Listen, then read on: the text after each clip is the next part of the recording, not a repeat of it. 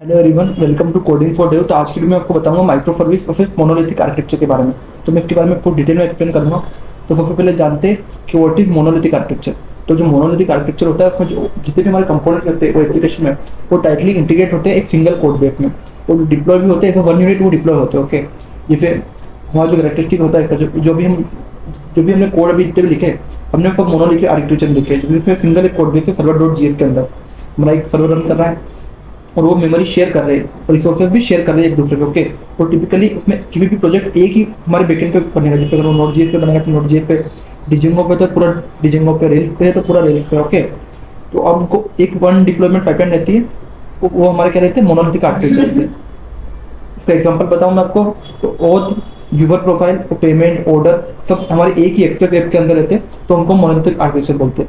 इसके प्रोस और कौन क्या होता है मोनोलिथिक के। तो प्रोफ तो ये होते हैं कि इजियर टू डेवलप होते हैं स्मॉल एप्स के लिए, इनका डिप्लॉयमेंट बहुत सिंपल होता है और इनकी डिबगिंग भी बहुत सिंपल होती है। ओके, इसमें कुछ फ्यूअर ऑपरेशन में चैलेंजेस आते हैं हमारे। ओके, देखिए जो कौन से होते हैं कि हम इसको स्केल नहीं कर सकते इंडिपेंडेंटली, और ये टाइटली कपल होते हैं कंपोनेंट, तो हम इनको चेंजेस नहीं कर सकते।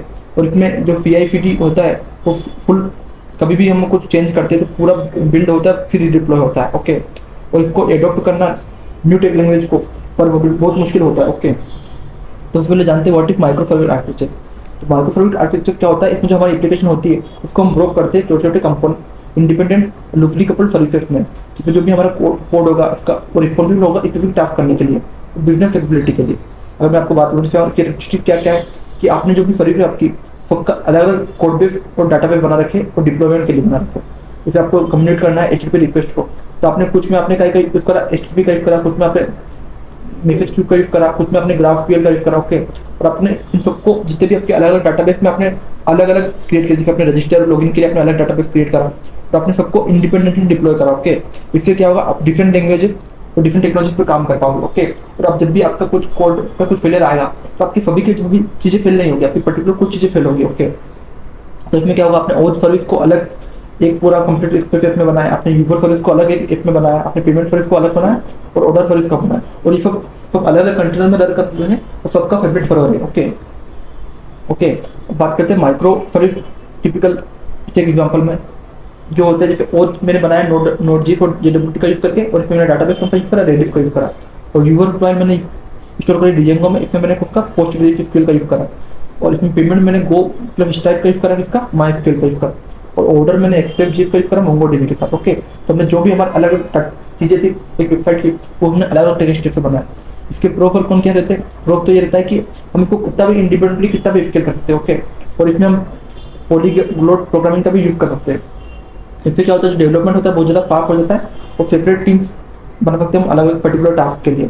ये क्या रहता है, फॉल्ट टॉलरेंस होता है, एक कुछ भी सिस्टम में कुछ भी एक फेलियर हुआ तो हमारी पूरी वेबसाइट हमें डाउन नहीं होती है, और इसका जो CI/CD होता है पर सर्विस बहुत ईजी हो जाता है। ओके, अब जिसका कौन क्या है कि कॉम्प्लेक्स होता है डिप्लॉय और मैनेज करने के लिए, इसमें हम डिस्ट्रीब्यूटेड ट्रेसिंग और मॉनिटरिंग की यूज़ करनी पड़ती है, इसमें हमको इंटर सर्विस कम्युनिकेशन फेलियर का यूज़ कर दिक्कत आती है, इसमें क्या डिफिकल्ट आता है लोकल डेवलपमेंट और टेस्टिंग करने के लिए, इसको रिक्वायर करने के लिए हमको API गेटवे सर्विस सबको डिस्कवर करना पड़ता है। ओके, इसलिए इसके कुछ प्रोस भी और कॉन्स भी है।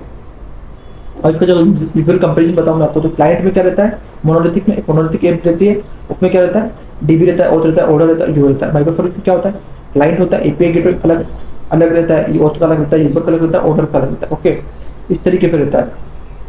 तो ईच सर्विस के एक में इंडिपेंडेंट रहती है और इसके लिए इसको हम इजीली स्केल कर सकते हैं। और इसमें क्या HTTP और मैसेजिंग के लिए हम अलग अलग दूसरे मैसेजिंग फंक्शन का यूज कर सकते हैं, जैसे RabbitMQ का यूज करता हूँ मैं, टास्क का यूज कर सकता हूँ मैसेजिंग के लिए। तो कब हमको कौन सा यूज करना चाहिए, तो जो मोनोलिथिक का जब हमको स्मॉल और अर्ली स्टेज की बनानी तो हम इसका यूज करते हैं, मोनोलिथिक का यूज करते हैं। और जब हमारे को टीम और प्रोडक्ट लार्ज फास्ट ग्रो करना है तो हम किसका यूज करेंगे, हम माइक्रो सर्विसेज का यूज करेंगे।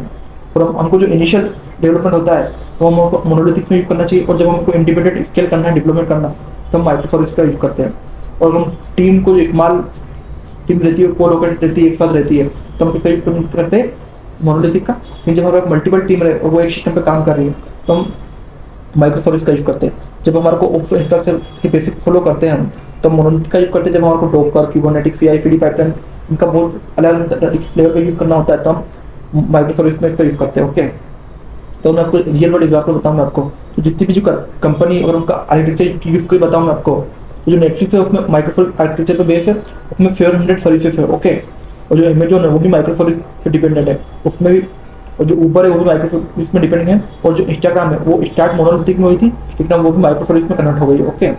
तो जो बड़ी बड़ी एप्स है उनमें ऐसा नहीं होता कि एक सिंगल डाटाबेस पे अगर एक बार कुछ डिप्लॉयमेंट में फैलाया तो कोई वेबसाइट बन जाएगी।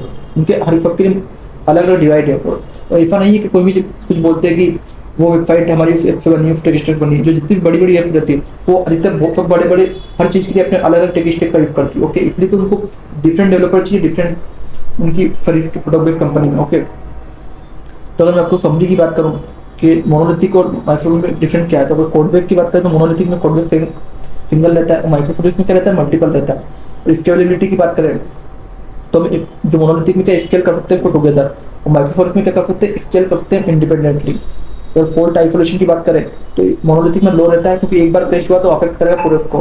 और माइक्रो सर्विस की बात करें इसमें हाई रहता है क्योंकि वन अगर एक सर्विस फेल हुई तो उसको इंडिपेंडेंटली यूज कर सकते हैं, ओके। और टेक्स्ट फ्लेक्सिबिलिटी की बात करें तो मोनोलिथिक में यूनिफॉर्म रहता है, और माइक्रो सर्विस की बात करें तो इसमें फ्लेक्सिबल रहता है पॉलीग्लोट की वजह से, ओके। और मैं डेव की स्पीड की बात करूँ तो मोनोलिथिक में बहुत फास्ट बन सकते हैं, माइक्रो सर्विस में थोड़ा स्लो होता है क्योंकि उसमें बहुत ज़्यादा इंफ्रास्ट्रक्चर होता है, सेटअप करना पड़ता है। मेंटेनेंस की बात करें मोनोलिथिक को मेंटेनेंस करना बहुत हार्ड होता है, और माइक्रो सर्विस को ईजी होता है क्योंकि उनको सर्वर में बाउंड्री डिसाइड कर सकते हैं पर्टिकुलर, ओके। तो इस वीडियो में आपको कंप्लीट डिटेल में एक्सप्लेन करेंगे माइक्रो सर्विस क्या होता है, मोनोलिथिक आर्किटेक्चर दोनों में आपको डिफरेंट बताया, इसको आपको कब कौन सा यूज़ करना चाहिए आपको, वो मैंने आपको डिटेल बताया। तो अगर आपको कुछ भी डाउट है रिलेटेड तो आप कमेंट कर सकते हो, और इसी तरह के और भी देखने के लिए कोडिंग फॉर डेव को सब्सक्राइब करो। Thank you for watching.